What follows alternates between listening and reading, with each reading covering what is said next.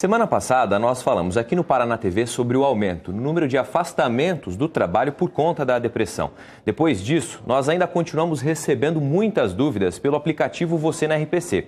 E por isso mesmo, hoje a gente volta nesse assunto. Quem nos ajuda é a repórter Andressa Almeida, que está com o especialista e vai conversar com a gente. Oi, Andressa, boa tarde. Oi, João, boa tarde. A gente recebeu muitas perguntas, né? Isso porque é muito comum, né? Quem nunca conheceu alguém com depressão ou teve depressão é muito comum, né? E o que a gente tem que lembrar é que depressão é uma doença e precisa de tratamento. Eu vou conversar sobre esse assunto com o doutor Felipe Augusto Duflo, que é psiquiatra do Hospital Marcelino Champagnat. Doutor, então vamos começar pelas perguntas dos telespectadores, né? Do pessoal que mandou pra gente. A Nelly, por exemplo, ela pergunta: quais são os primeiros sintomas? Às vezes eu estou bem, já me estresso e também, mesmo estando bem, fico nervosa e começo a chorar. A gente vive a flor da pele, né? Mas esse pode ser um sintoma de depressão? Isso depende do tempo, né? Porque a gente tem que diferenciar um pouco a tristeza da depressão, tá? Tristeza todos nós temos, nós somos de carne e osso, hoje não é robô. Então, o quanto isso vai afetar na tua vida e qual o tempo que isso vai afetar, vamos supor, mais do que 14 dias de sintomas, você vai começar a pensar, opa, pode ter um quadro depressivo aí. Só que a depressão ela é multiforme, ela é complexa. Então, são vários sintomas que você pode ter. Você pode ficar irritada, pode ter uma alteração do teu ritmo biológico, então você não consegue dormir direito, ou você dorme demais, ou você está extremamente fadigada, ou você começa a perder peso, ou começar a aumentar muito o teu peso. A memória, parece que começa a dar uma lentificada na tua memória. Você pode começar a não gostar de coisas que você já gostava, ou deixar de ter prazer, né, ir numa celebração da família, né, ou ficar mais na cama, ou ficar extremamente irritado, tudo te irrita, você não consegue tolerar mais nenhuma frustração, né? Isso por um tempo de 14 dias, que seria o diagnóstico. Aí você pode ter um quadro depressivo. Mas sempre é bom avaliar com um especialista, né? Então, ficar atento na persistência desses sintomas, né? Outra pergunta. A Madalena pergunta o seguinte: ela gostaria de saber se a depressão tem cura. É uma dúvida de muita gente, né, doutor? Essa é uma pergunta ótima, porque, na verdade, existe como tem muito preconceito sobre a doença, né? A gente vê assim que pessoas elas não gostam de um psiquiatra porque parece que o psiquiatra é um médico de louco, mas o psiquiatra é um médico de qualidade de vida, né? Então a pessoa ela tem que ir no psiquiatra, ela tem que fazer um tratamento da depressão. E muitas vezes, por que a depressão? Por que as pessoas acham que a depressão não tem cura?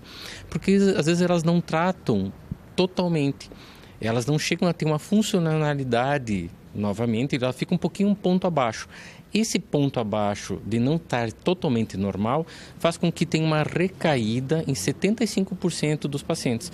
Então, às vezes, o paciente fica crônico, né? Mais do que 2 anos a gente diz que é um paciente crônico. Às vezes, essa depressão crônica que chama-se distimia, né? Ela acaba fazendo vários impactos sociais, tá? E a depressão, daí, vulgarmente, né? A gente acha que daí, não tem cura. Tá? Mas é por causa mais disso, né? Tem que insistir no tratamento. Doutor, a gente vai continuar falando sobre esse assunto ao longo do jornal, por isso o doutor vai continuar aqui comigo. Lembrando que você que está em casa tem alguma dúvida, manda pra gente essa dúvida, pode ser pelo aplicativo Você na RPC ou pelo telefone 3321-5777. A gente continua por aqui, João. Na semana passada, nós falamos sobre o aumento no número de afastamentos do trabalho por conta da depressão. Hoje a gente volta nesse assunto, porque muita gente ainda tem dúvidas sobre essa doença. A repórter Andressa Almeida está com um especialista e conversa com a gente. Oi, Andressa, quais as principais dúvidas, hein? João, muitas dúvidas, viu? A gente recebeu dúvidas sobre os sintomas, sobre tratamento. Eu não vou perder tempo e vou repassar algumas delas para o doutor Felipe Augusto Duflo, que é psiquiatra do Hospital Marcelino Champagnat. Doutor, a Sônia Maria pergunta o seguinte: sabe-se que não temos aparelhos que meçam ou afiram a intensidade de uma depressão. A doença é identificada por sintomas. Como um profissional identifica uma pessoa que esteja manipulando os sintomas para ser diagnosticada por depressiva? Na verdade, assim, você pode ter simulações, tá? Elas podem ser conscientes ou inconscientes. A simulação consciente seria aquilo que a criança, né, meu filho, pede, tô com dor de cabeça, não quero ir para trabalhar, para a escola. Ou, né, tem aquela pessoa que tem uma simulação inconsciente. Então, por causa de uma personalidade imatura, ela não tem tolerância à frustração, então ela começa a fazer quadro depressivo, então ela não tem uma depressão tão grave quanto é que ela fala. Isso daí já é uma outra patologia, é uma outra doença, que é muito mais de transtornos de personalidade e não tanto de depressão. A gente não tem ainda um biomarcador para dizer quem está em depressão, quem não está. O dia que tiver isso, eu vou parar de ser o médico do nada, que quando não tem nada, manda para o psiquiatra. Então, a gente precisa desse biomarcador, seria muito interessante. Mas um especialista que tenha uma boa conversa com o paciente. Geralmente o residente, o especializando, ele demora 3 anos para ser preparado e ele vai conseguir fazer essa anamnese muito bem. De qualquer forma, é sempre bom procurar um médico caso qualquer suspeita.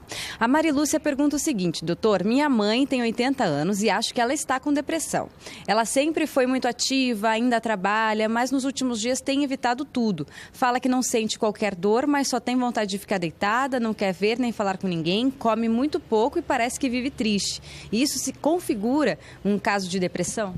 Depende do tempo, né, que isso está ocorrendo, né? No idoso, a depressão ela é muito mais comum, né? As tentativas de suicídio são mais comuns, né, no idoso, não só por questões do envelhecimento, tá? Mas também até por questões vasculares. Às vezes o paciente ele tem muitos derrames, microderrames cerebrais que fazem ter depressões. Então, microderrame também faz depressão. E no idoso é muito comum.